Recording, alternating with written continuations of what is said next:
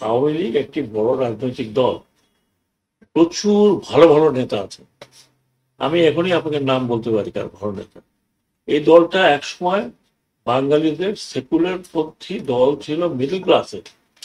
সবার জন্যই ভালো চপস্টিক। চপস্টিক ইনস্ট্যান্ট নুডলস, দারুণ স্বাদে সবার জন্য। মুসলিম যখন ছিল সেটা ছিল আপার ক্লাসে, বাঙালি আপার ক্লাস মুসলিম লীগের ছিল। মিডল ক্লাসের দল ছিল এটা আওয়ামী লীগ।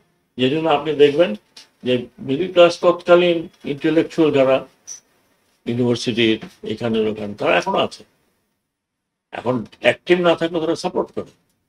একটা দলকে আপনি, এত বড় মানুষের দল যিনি এদেশ স্বাধীন করে, এতে তো কোনো সন্দেহ নেই, কারো সন্দেহ থাকার কথা না।